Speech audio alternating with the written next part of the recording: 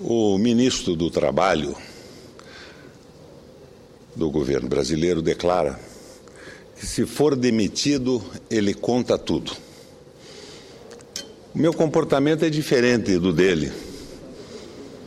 Eu conto tudo, mesmo estando na base do governo. E quero confessar que hoje eu sou um cético em relação a algumas ações do governo federal. Aliado, mas cético. E o cético, senadora Ana Amélia, se diferencia do cínico porque o cético não acredita num determinado momento e numa determinada circunstância. Mas o cético tem uma vontade enorme de voltar a acreditar. Eu sou cético, não sou cínico. E quero falar hoje, na tribuna do Senado, sobre a lambança da política nacional do petróleo. Lambança, na mais pura acepção do termo. Na entrevista que tivemos com a senhora Magna Chambriard, na Comissão Parlamentar de Inquérito sobre Espionagem, eu disse a ela que a espionagem americana me parecia menos perigosa do que a sua própria atuação na frente da Agência Nacional do Petróleo. Ela inicia dizendo que a Agência Nacional era impenetrável e que ela trabalhava com softwares comprados como qualquer cidadão que liga o seu computador no Safari ou em qualquer outro programa de abertura. Não era verdade. Durante muito tempo, a Agência Nacional do Petróleo contratou uma empresa americana, sem licitação, para gerir os dados. Mas isso não é tão importante. Importante foi a forma com que ela tentou enganar a comissão. Não é tão importante porque os dados reais sobre o petróleo são os dados da Petrobras. E os dados que vão para a Agência Nacional do Petróleo, salvo engano meu, são dados já de domínio público. A Agência Nacional do Petróleo, gerenciada por uma empresa americana, tem pouca importância no sentido de ser espionada. Já o perigo está na Petrobras. A Petrobras pode ser invadida pela internet, mas precisa ser invadida? Não. Na época do Fernando Henrique, quando seu genro era o presidente da Petrobras, a diretoria de planejamento estratégico foi suprimida e a Petrobras contratou uma empresa americana para gerenciar o planejamento estratégico do petróleo brasileiro. E as auditorias da Petrobras, auditores que passam a ter acesso a todos os dados da empresa, principalmente os contábeis, também é contratada fora da empresa e é uma empresa americana que faz a auditoria. Portanto, esse problema da espionagem que acabou acessando até o telefone celular da Presidência da República me parece menor do que esta visão entreguista das autoridades que gerenciam a política nacional de petróleo. Agora, a lambança se expõe. Eu e o senador Pedro Simon, mais o senador Randolph, entramos com um decreto de suspensão do leilão de Libra. Petróleo encontrado, verificado, a maior reserva brasileira, cerca de 15 bilhões de barris, o que com o dólar, por exemplo, a 2,30, quando eu fiz o cálculo, significava um valor de 90% do produto interno brasileiro. Leiloado como? De uma forma absurda e incompetente, absolutamente incompetente. Estabeleceram um bônus de 15 bilhões de reais. Este bônus afasta a Petrobras da possibilidade de participação no leilão. Por quê? Porque a Petrobras, que está sendo usada para manter uma política de contenção da inflação interna do Brasil, está comprando óleo no mercado internacional a $130 e vendendo óleo para suas próprias concorrentes no mercado interno a 100. A Petrobras está tendo um prejuízo programado e está sendo utilizada como um instrumento de governo na contenção do processo inflacionário. De repente, não mais que de repente, as grandes empresas do mundo anunciam que não vão participar do leilão. Por quê?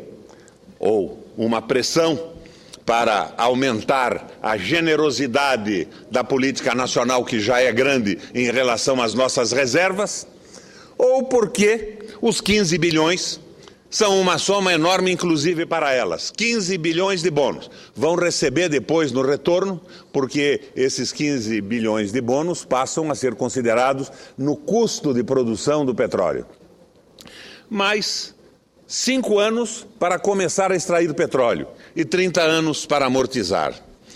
Aparentemente não foi um bom negócio. Mas por que os 15 bilhões? Porque o nosso governo resolveu fazer caixa para o superávit primário, garantir ao tal mercado o pagamento dos juros absurdos da nossa dívida interna e dívida externa.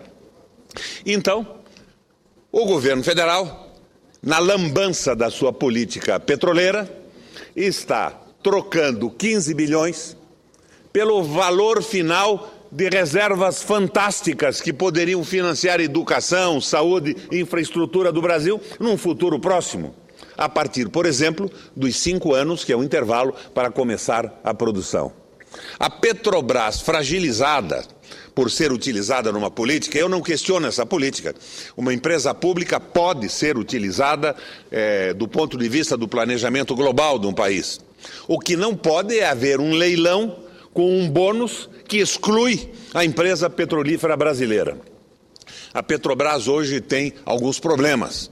Tivemos alguns enfrentamentos, inclusive aqui no Senado, quando eu propus a abertura na internet dos dados salariais da companhia petrolífera, e os petroleiros se associaram a alguns líderes partidários dizendo que a quebra desse sigilo prejudicaria a nossa empresa na concorrência com as outras. Logo depois, viemos a saber que até o telefone da presidenta da República, privado, estava grampeado. Quanto mais o sigilo do salário dos funcionários da Petrobras, dos custos da sua terceirização. Então, a lambança se estabeleceu. Petrobras vulnerada, Agência Nacional vulnerada.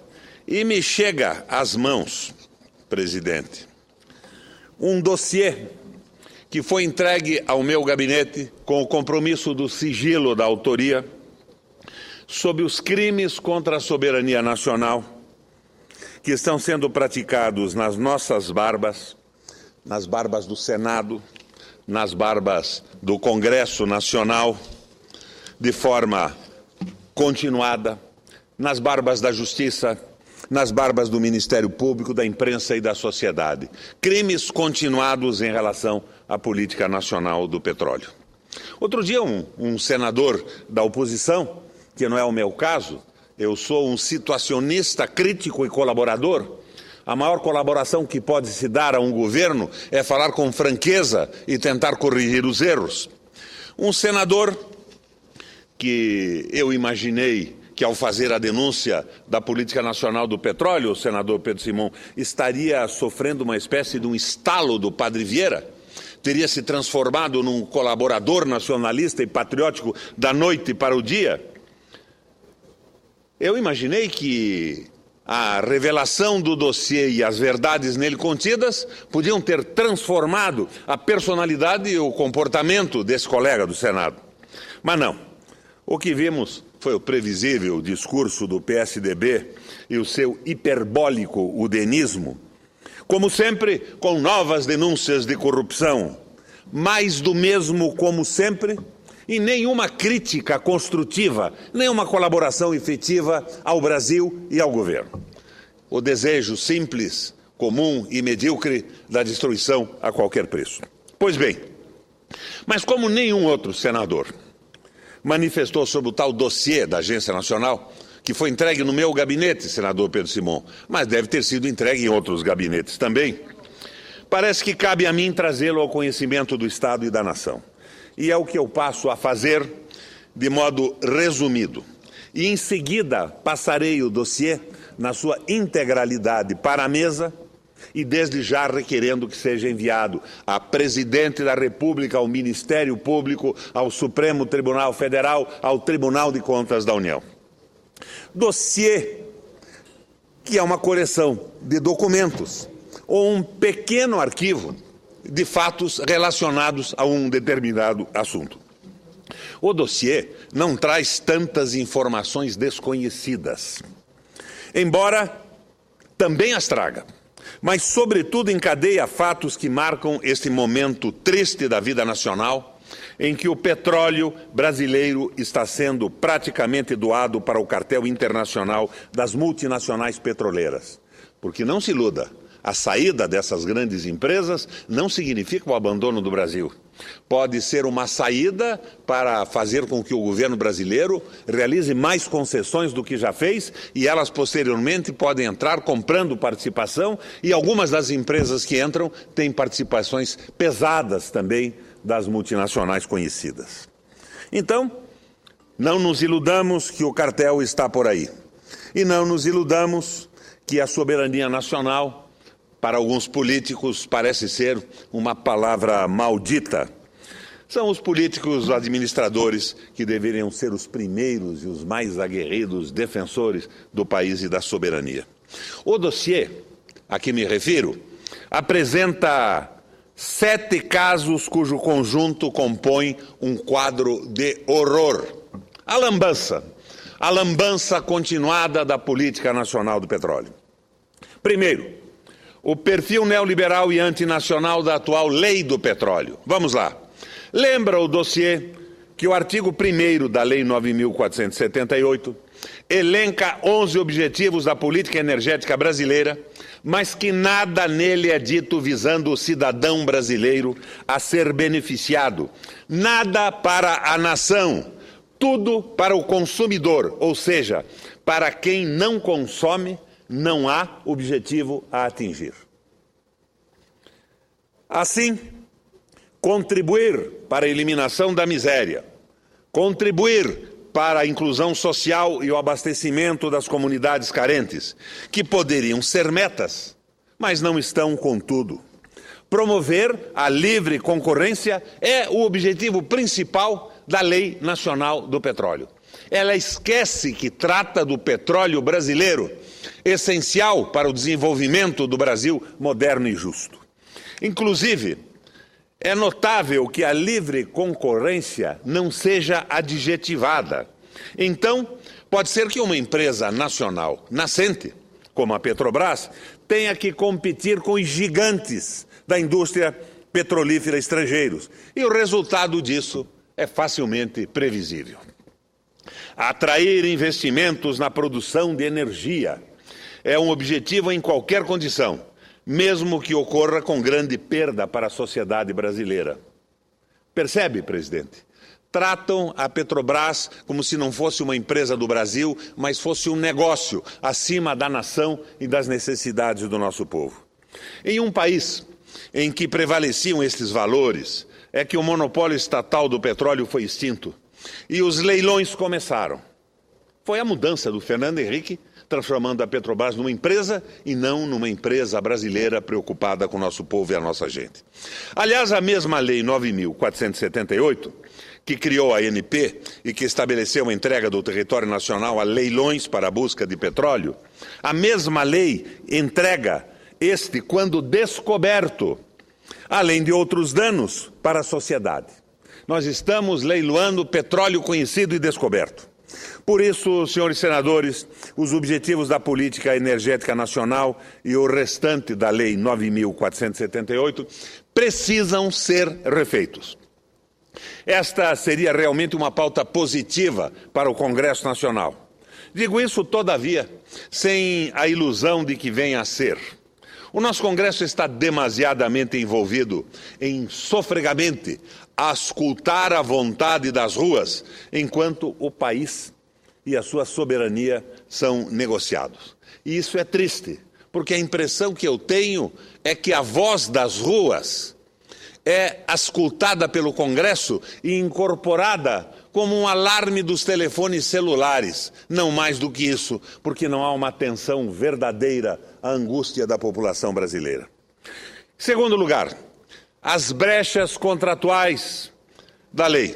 O dossiê revela também que nos contratos de concessão da Agência Nacional do Petróleo há brechas flagrantes para que concessionários inescrupulosos possam negar a responsabilidade por eventuais atos danosos que trouxerem prejuízos ao interesse público. Um exemplo disso, senador Pedro, é o termo melhores práticas da indústria do petróleo, de indesejada e programada imprecisão, presente em 19 cláusulas do contrato, que deixa a porta aberta para a burla. Diante de tamanha imprecisão conceitual, é de se perguntar se no desastre do campo do Frade não teria a Chevron agido, segundo sua própria interpretação, dentro das melhores práticas da indústria do petróleo. A Agência Nacional do Petróleo e seus contratos de concessão reduzem nossas defesas diante de situações como essa. Hoje, sabemos que da multa inicial pelos vazamentos da Chevron, de 17 bilhões e meio, o governo, pela mão não sei de quem, reduziu para 300 milhões de reais. Nos Estados Unidos da América do Norte, isso não acontece. E os vazamentos foram punidos de forma exemplar, em quantias vultosas. Terceiro, a exigência do conteúdo local, como burla às licitações. O dossiê mostra ainda que a exigência de conteúdo local é usada como forma de vencer e burlar licitações. Vamos a um exemplo concreto, extraído do dossiê da Agência Nacional. É o caso da Devon, como é conhecido. O bloco marítimo CM61 foi arrematado na sexta rodada de licitações promovidas pela ANP em 2004, pelo consórcio das empresas Devon Energy, com 40% do capital do consórcio, SK com 27% e Kern McGee com 33%, sendo a operadora do consórcio a Devon Energy. Outro consórcio que participou do leilão era formado pela Petrobras, com 67% do capital do consórcio, e a Repsol, YPF Brasil, com os restantes 33%, com a operadora sendo a nossa Petrobras. No edital da sexta rodada, é mostrado que o julgamento das ofertas feitas pelos consórcios ou empresas candidatas a arrematar um bloco incluía, além do valor do bônus, os valores do programa exploratório mínimo e da promessa de compras locais. O consórcio da Devon ofereceu de bônus pelo bloco CM61 28 milhões e meio, enquanto o consórcio liderado pela Petrobras ofereceu 37 milhões e pouco. No entanto, o programa exploratório mínimo e a promessa de compras locais do consórcio da Devon eram melhores que os do consórcio da Petrobras. Estas informações estão no site da Agência Nacional de Petróleo. Falou-se à época que o valor que o consórcio da Devon prometeu comprar no país era impossível de ocorrer. Apesar dos rumores, a ANP acertou e assinou a concessão do bloco com o consórcio da Devon. E consta que, como era de se esperar, esse consórcio não cumpriu o prometido de compras locais. Posteriormente, o consórcio da Devon descobriu petróleo neste bloco. Dele não se fala neste nosso Senado da República, que anda ocupado demais com a famosa pauta positiva. Reforma eleitoral de brincadeira, por exemplo. Quarto, decisões de leiloar nosso petróleo sem justificativa. O dossiê revela também a absoluta irracionalidade e ilegalidade da decisão de se realizarem leilões de petróleo, uma vez que estes são desnecessários. Mas, se são desnecessários, por que estão sendo realizados? O dossiê esclarece. O inciso 8º do artigo 4º da Lei 10.847, de 2004, a lei que criou a Empresa de Pesquisa Energética, EPE, diz competir à empresa promover estudos para dar suporte ao gerenciamento da relação reserva e produção de hidrocarbonetos no Brasil, visando a autossuficiência sustentável. No entanto, não vejo a sociedade brasileira tendo acesso a estudos da EPE. Se estes existirem, que determinem o índice de reserva sob produção de petróleo, que é um valor de referência para estudos de planejamento. É com base nesse índice que o Conselho Nacional de Política Energética e a Agência Nacional de Petróleo devem definir a necessidade de rodadas, incluindo a quantidade de blocos a serem leiloados e o tamanho deles. Mesmo sabendo que o acréscimo de produção, devido à 11ª rodada, por exemplo, será todo exportado, pois a Petrobras já possui o petróleo necessário para, no mínimo, 40 anos de abastecimento, há a necessidade de se saber qual será o nível da exportação brasileira. Mas, como aponta o dossiê, estes estudos, se existirem, não são públicos. Não são conhecidos pelos brasileiros, porque a espionagem americana, o pessoal contratado para fazer o planejamento estratégico da Petrobras, essa empresa norte-americana, certamente tem o domínio desses dados. Há pouca transparência em assunto de tamanha gravidade para o interesse nacional, o que é estranho, para dizer o mínimo. Estranho para dizer o mínimo. Vejam, senhores senadores, o caso de Libra, que o governo decidiu que será o primeiro leilão sobre regime de partilha na área do pré-sal. Em 23 de maio de 2013, o Conselho Nacional de Política Energética publicou a sua resolução número 4, na qual resolve autorizar a Agência Nacional do Petróleo, ANP, a promover no mês de outubro de 2013 a primeira rodada de licitações sobre o regime de partilha de produção na área do pré-sal, nos termos da Lei 12.351, de 22 de dezembro de 2010, parágrafo único. Para efeito do disposto no caput, será ofertada exclusivamente a área do prospecto de Libra, que se localiza na Baía de Santos e foi descoberta pelo Poço 2 ANP 002A-RGS, cujas coordenadas estão estabelecidas no anexo a esta resolução. Por que leiloar o campo de Libra? Nenhuma explicação. Nenhuma informação. É como se a nação brasileira não tivesse o direito de saber. Lambança pura e exclusiva das autoridades que conduzem a nossa política nacional do petróleo. O leilão do campo de Libra, na área do pré-sal, previsto para outubro de 2013, também é uma forma de privatização. Porém, em valor, esta privatização pode ser ainda maior do que todas as privatizações de Fernando Henrique Cardoso juntas. Nós sabemos, todos nós, até mesmo os senadores do PSDB, que Libra com petróleo já descoberto pela Petrobras todos nós sabemos, até mesmo os senadores do PSDB, que Libra, com petróleo já descoberto pela Petrobras em 2010, está sendo leiloado ao cartel das multinacionais petroleiras para gerar o raio do superávit primário. Estamos tentando resolver um problema emergencial da economia e entregando o petróleo do futuro próximo do Brasil. Estamos vulnerabilizando o país, enfraquecendo a soberania nacional por superávit primário. Troca sórdida. Este sim é um monumental escândalo, presidente. Mas quem se importa? Eu me importo. O Brasil se importa. Os movimentos sociais que estão recebendo esta informação se importam e estão se mobilizando. Quinto, soberania nacional na zona econômica exclusiva. O dossiê alerta uma grave ameaça à soberania nacional e à integridade do nosso território, decorrente da possibilidade de empresas estrangeiras vencerem leilões para exploração de campos de petróleo localizados na zona econômica exclusiva.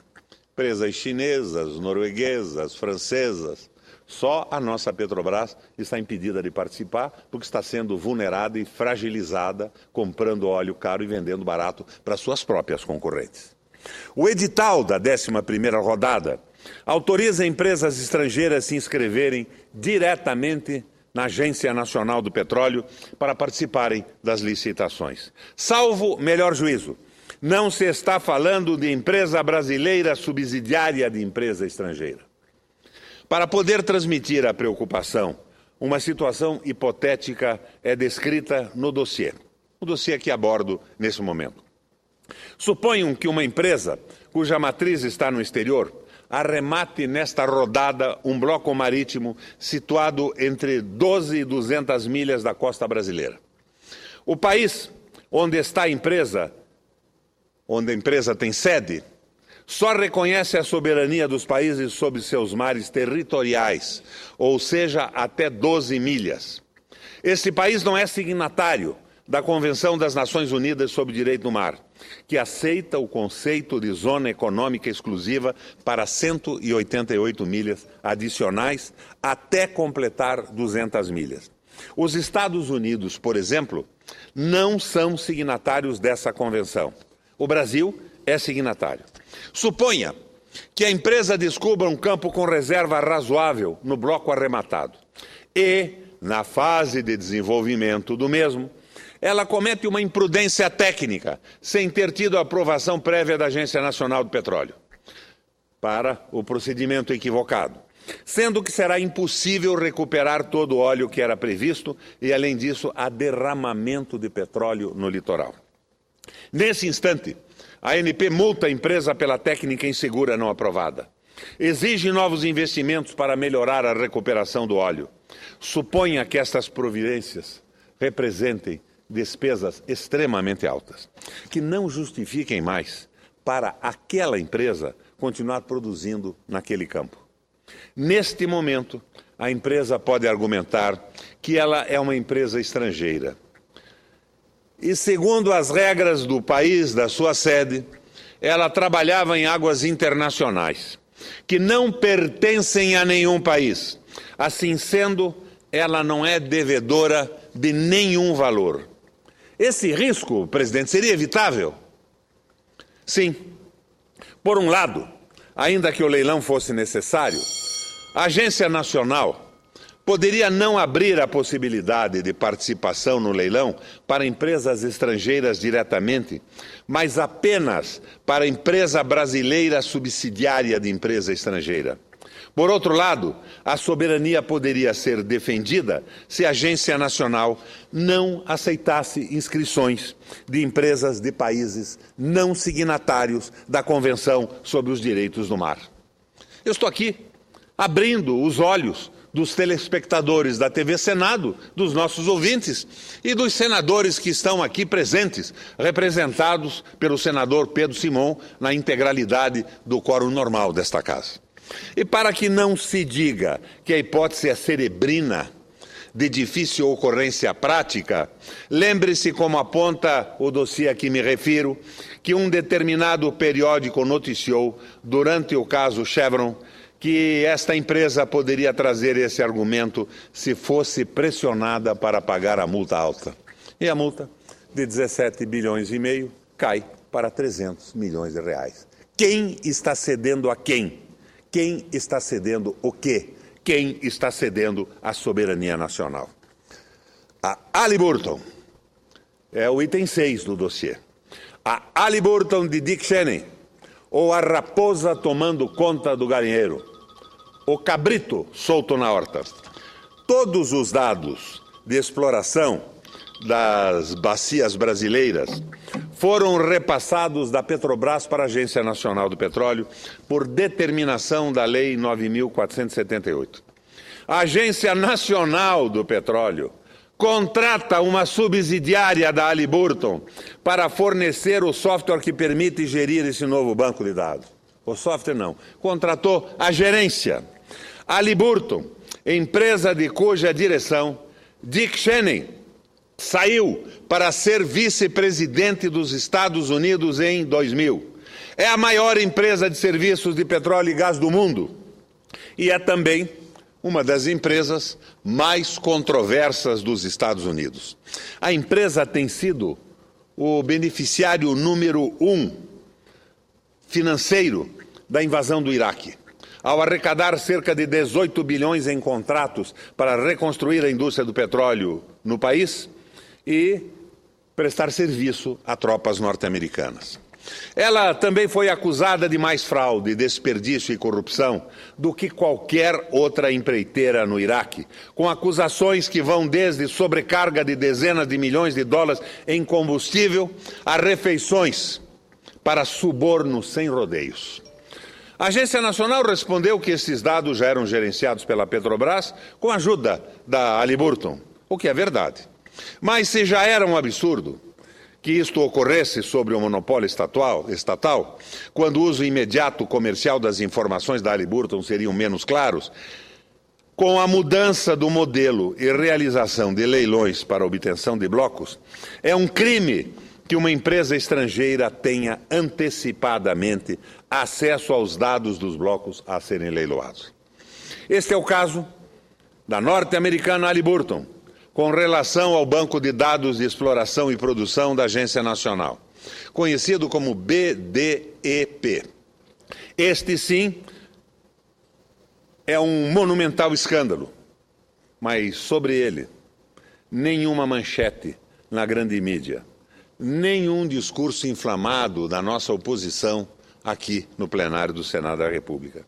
O que, por si só, isto já é um escândalo.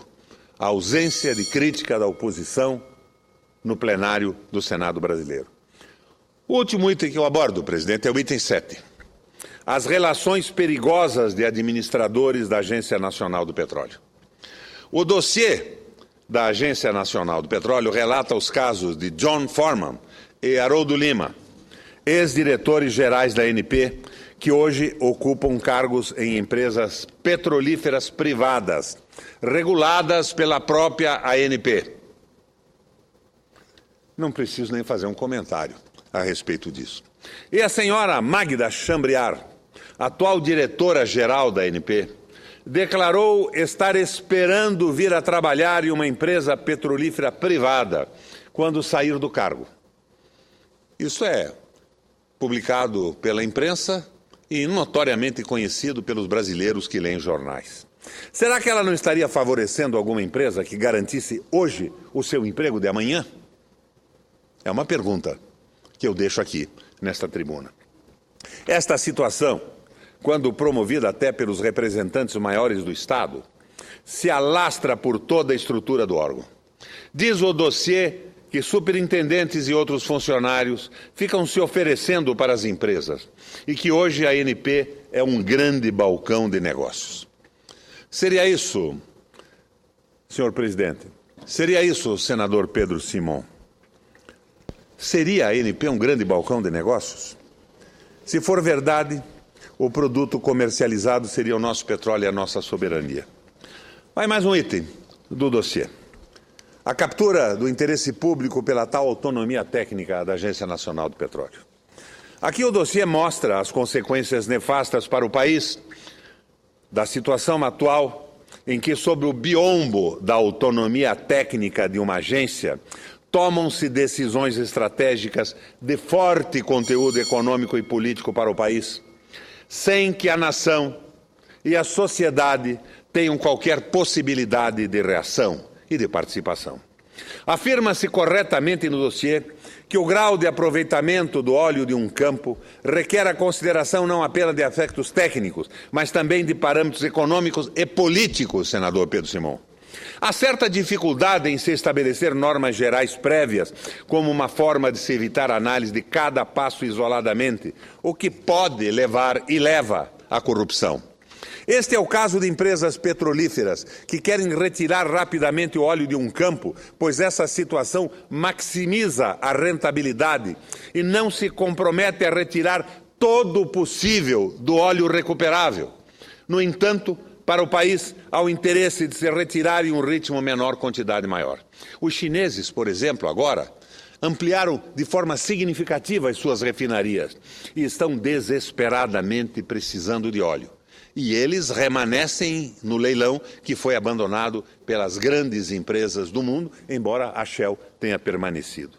A arquitetura do processo de decisão em casos como este é colocar o maior número de pessoas opinando sobre a questão para inibir eventual corrupção. Quem defende a sociedade e a nação é punido pela Agência Nacional do Petróleo. O caso que eu vou relatar é interessante. A perseguição de um brasileiro por suas opiniões é por si inaceitável. Mas quando essa perseguição se deve ao fato de que esse cidadão defende o Brasil, a nação, a soberania nacional, o que seria inaceitável do ponto de vista individual, passa a ser assunto do mais alto interesse nacional. Revela o dossiê que na ANP existem 2 casos conhecidos desse tipo de perseguição. O primeiro caso é de Paulo Metri, que ocorreu quando Davi Zilberstein era diretor-geral. Metri foi exonerado de um cargo que ocupava na agência no mesmo dia em que um artigo seu, contendo críticas à política do petróleo, foi publicado. Mais recentemente, a OGX, do famoso playboy Eike Batista, deixou de instalar uma válvula de segurança numa plataforma, que serve para evitar vazamentos de petróleo em caso de acidentes. O técnico Pietro Mendes, da Agência Nacional, lavrou auto de infração para que a correspondente multa de 15 milhões fosse aplicada. Ele foi afastado e a multa extinta. O caso veio a público com uma repercussão negativa para a Agência Nacional. Outro servidor, Kerik Roberi, apoiou publicamente o colega Pietro Mendes durante reunião com o superintendente da área de operação e meio ambiente, um tal de Rafael Moura. Foi igualmente afastado. Novo funcionário foi designado para o caso. Após 3 meses, a Agência Nacional constatou que, de fato, a válvula de segurança não havia sido instalada e a multa foi aplicada, mas em valor imensamente menor que o valor inicial. Diz o dossiê que mais casos devem existir, mas os funcionários da Agência Nacional do Petróleo têm medo de se expor diante do ocorrido com os seus colegas. Senhores senadores, esse tipo de situação não é propriamente uma novidade. É assim que a coisa funciona nas tais agências reguladoras. Verdadeiros escritórios de representação dos mega-interesses de monopólios e oligopólios. O senhor Bernardo Figueiredo, quando diretor-geral da NTT, por exemplo, teve uma representação movida contra si pela Procuradoria-Geral da República, que proibia técnicos da NTT de aplicarem multas contra as concessionárias ferroviárias, uma das quais a LL, que ele próprio havia criado antes de ser diretor da agência. Quantos destes há nas agências, travestidos de agentes públicos, são, na verdade, modernos capitães de mato a serviço do capital. Assim, na ANT, também na NTT. O dossiê avança mais. Eu tinha falado em 7 itens, que eram os que eu pretendia expor inicialmente. Mas avança mais. Mas eu vou pedir, reiterando o requerimento que fiz, que o dossiê na sua íntegra seja entregue ao Ministério Público Federal, ao Tribunal de Contas da União, à Presidência da República, e vou encerrar a minha exposição por aqui, dando a palavra ao senador Pedro Simão, que me pede uma parte.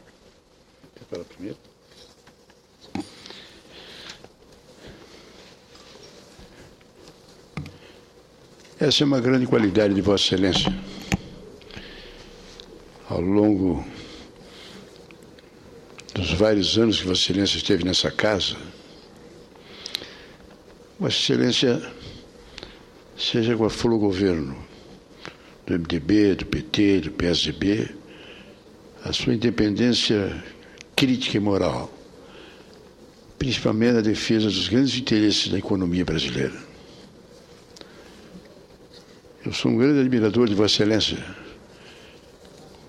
3 vezes governador do Paraná, se mantém numa posição firme. E Vossa Excelência podia tranquilamente ficar silencioso aqui e teria o apoio e o que quisesse do governo Mas Vossa Excelência prefere a posição de independência, custe o que custar a Vossa Excelência. Nesse pronunciamento de Vossa Excelência, os vários pronunciamentos que Vossa Excelência e nós também temos feito sobre essa matéria, o que me estranha, a rigor, é o silêncio da presidente de um lado. E eu que sempre gostei da presidente da Petrobras, a impressão que eu tinha dela, as informações que eu tinha dela, era de uma servidora exemplar, a vida inteira trabalhando ali, e de uma capacidade total. E se dizia sempre, desde que a ministra assumiu no governo do Lula, a ministra Dilma assumiu o Ministério de Minas e Energia, se dizia que ela tinha uma grande luta entre o grupo dela, que era de favorecer os técnicos, as pessoas que se formaram dentro da Petrobras, que lutavam dentro da Petrobras, e o pessoal, inclusive, do MDB e do próprio PT, que queriam os cargos políticos, queriam colocar, como colocaram. O Haroldo de Lima, aliás, um homem que eu tenho o maior respeito, o outro lado, o MDB do Ceará, que eu não tenho muita simpatia, mas... E ela lutava. Eu me lembro, quando ela foi para a chefia da Casa Civil e ela saiu da presidência da Petrobras, ela saiu do Ministério de Minas e Energia, houve uma disputa muito grande entre o candidato dela e o candidato do presidente Sarney.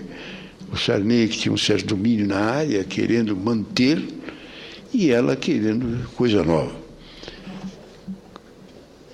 Se considerou uma grande vitória dela o afastamento do senhor Gabrielli e a indicação da atual presidente, sobre a qual eu, sinceramente, só tive boas informações.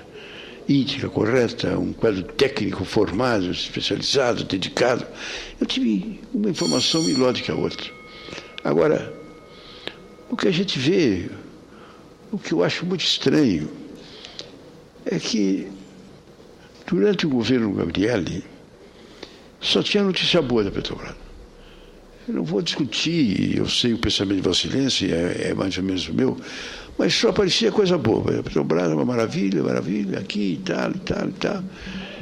Entrou a atual presidente, só tem notícia negativa. Com relação, inclusive, ao tempo do Gabriel.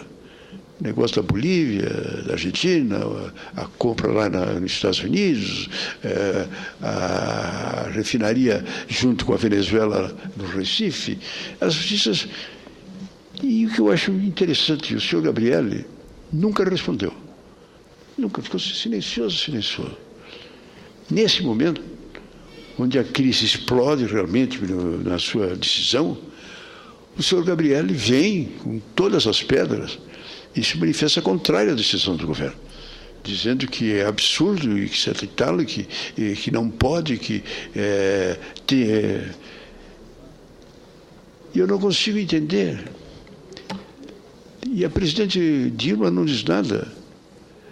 A resposta, tanto da presidente da Petrobras, quanto da presidente da associação, continuam, não disseram nada nas duas comissões.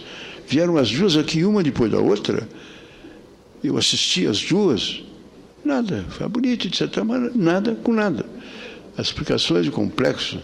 Qual é a diferença? Eu perguntei, o que você está dizendo, o senhor Gabriel, que está dizendo isso, mais isso, daquele ilustre engenheiro da Petrobras, que é famoso, que também... Fernando Siqueira. Siqueira, que também apresenta dados, números, e é uma pessoa sobre a qual não pode levantar nenhuma dúvida sobre a dedicação, sobre a seriedade, sobre o carinho dele.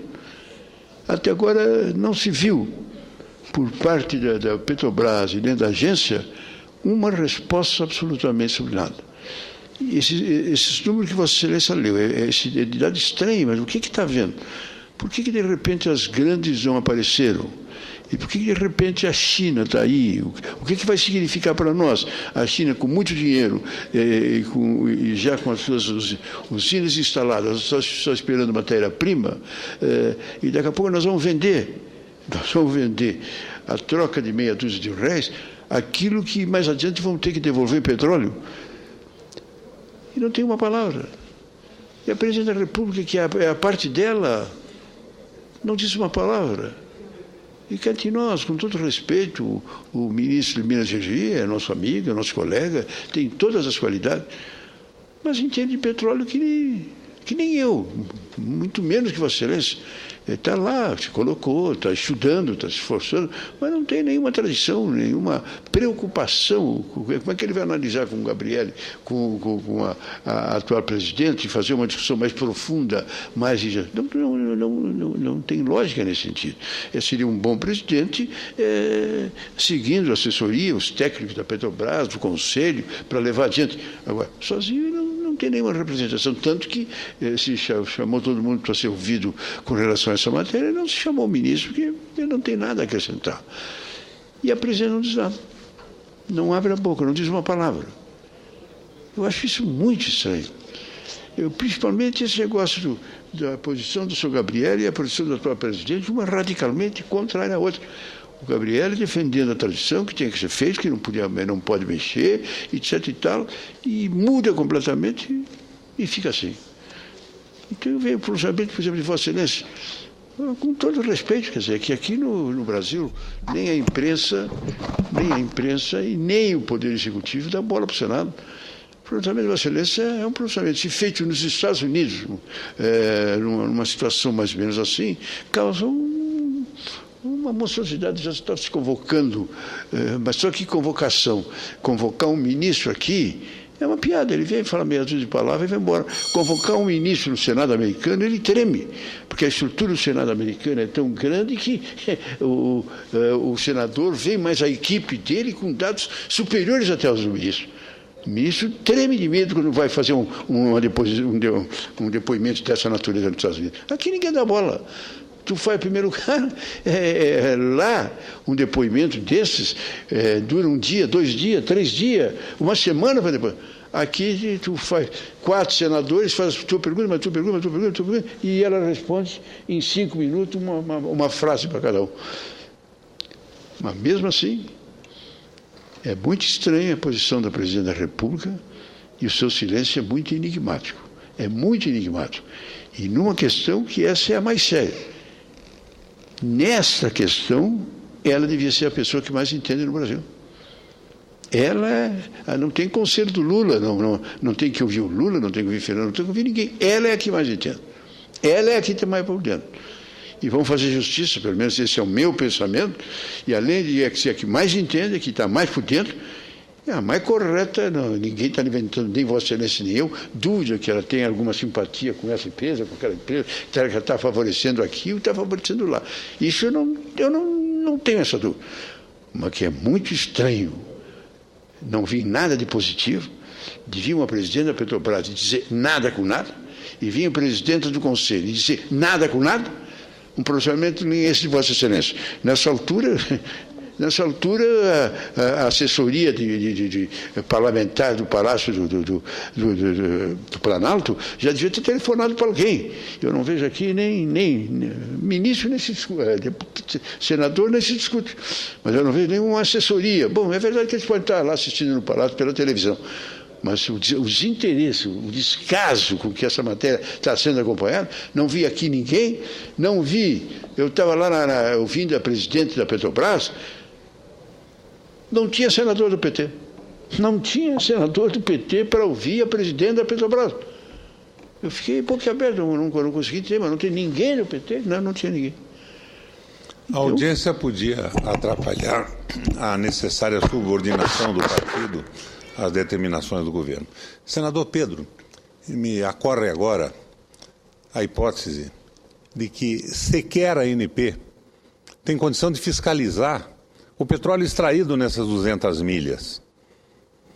A empresa pode ter sede no país que não reconheça as 200 milhas, pode encostar um navio petroleiro, carregar, levar, e nós ficaremos sem saber nada porque a ANP não controla nem sua própria estrutura. Agora, senador, eu só teria uma discordância sobre seu à parte. Eu não sou um senador independente. Eu sou o mais dependente de todos os senadores desse plenário. Eu sou dependente aos compromissos do estatuto do meu partido, que representa os setores desligados do grande capital. o povo brasileiro, os trabalhadores, as mulheres, as minorias não representadas, os funcionários públicos. Eu me considero aqui dependente dos votos que recebi e dos compromissos que assumi na base. Eu não sou dependente de emprego, de emenda parlamentar e desta miudeza ridícula que a fisiologia que tomou conta do Congresso Nacional estabelece. Como, aliás, não é Vossa Excelência. E como, aliás, não é também dependente a senadora Ana Amélia, que está no plenário conosco nesta manhã. A gente podia, senador, determinar, assim como na igreja recomendo que a gente deve ler a Bíblia de vez em quando, nós devíamos baixar uma resolução no MDB que os membros da executiva e os parlamentares deviam, uma vez por mês, dar uma olhada nesse capítulo do partido. Por exemplo, senador, dando um pulo para uma questão mais substantiva. Por isso eu defendo, como Vossa Excelência também, o voto aberto em todas as votações do Congresso. Eu sou um mandatário do eleitor que me deu o seu voto porque eu sou do PMDB, que tem um estatuto maravilhoso, e porque eu assumi compromissos durante a campanha eleitoral, colocados na televisão, nos palanques e no rádio. Então a minha dependência é absoluta.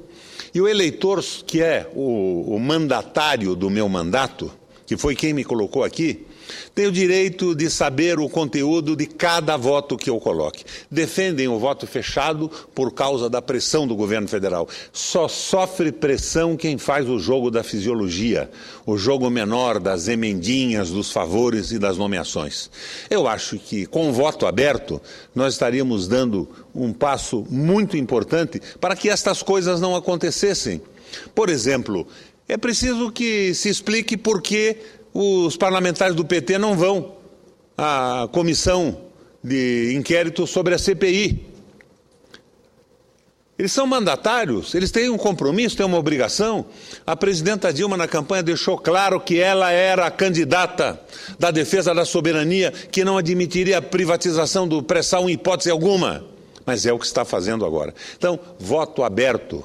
O mandatário tem direito de saber do voto de cada um dos parlamentares no Senado, na Câmara, para poder cobrar posteriormente na eleição. Com o máximo prazer, concedo uma parte à senadora Ana Amélia. Caro senador Requião, na mesma linha do senador Pedro Simão, eu queria destacar a oportunidade de, nesta sexta-feira, que para nós gaúchos é uma data muito especial, Vossa Excelência traga para a tribuna esse debate. Eu tenho certeza que nem o senador Simão e eu o fizemos, porque para nós gaúchos havia uma data muito central a ser comemorada, porque, como Vossa Excelência, nós dois também temos o compromisso com a sociedade gaúcha.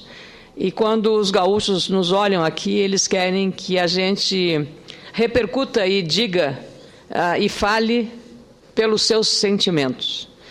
Então, se não fosse esse o tema hoje, no 20 de setembro, seguramente, tanto o senador Simão quanto eu estaríamos também abordando essas questões. E a precisão do argumento usado por Vossa Excelência está exatamente nessas circunstâncias, um pouco nebulosas.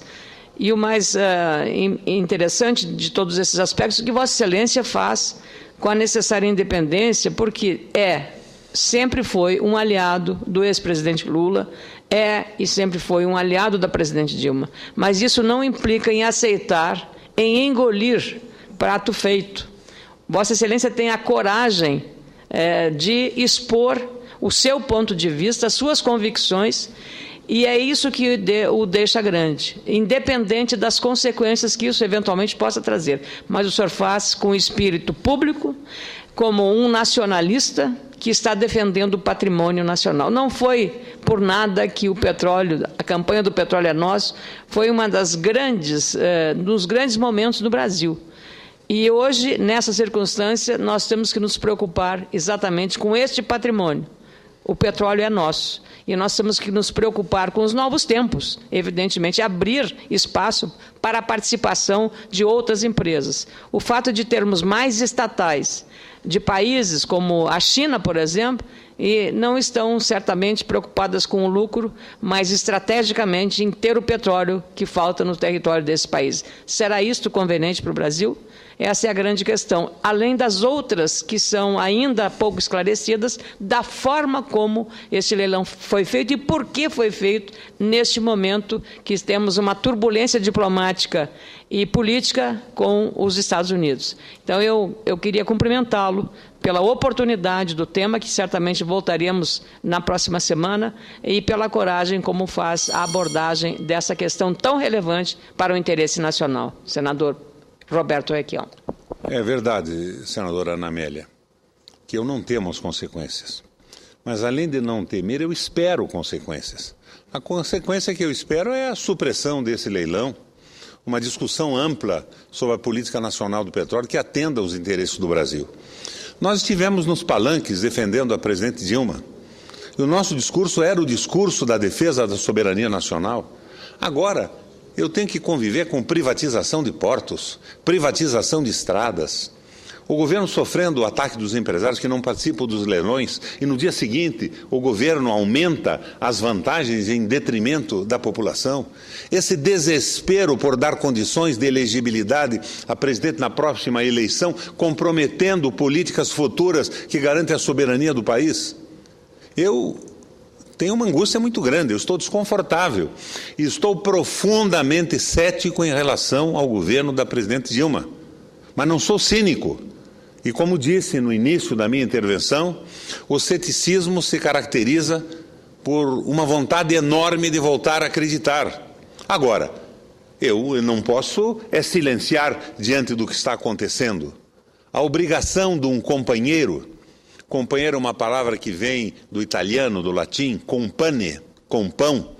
Companheiros são aqueles que, sentados à mesma mesa, repartem o pão doce e farto dos bons momentos, o pão amargo e parco dos momentos difíceis. Os companheiros partilham os sucessos e, com a sua crítica, evitam os fracassos. Eu estou aqui como companheiro da presidenta Dilma, goste ela ou não, mas fundamentalmente como um parlamentar profundamente dependente dos compromissos assumidos pelo Estatuto do nosso partido, senador Pedro Simão, e assumidos nos palanques e durante a campanha eleitoral.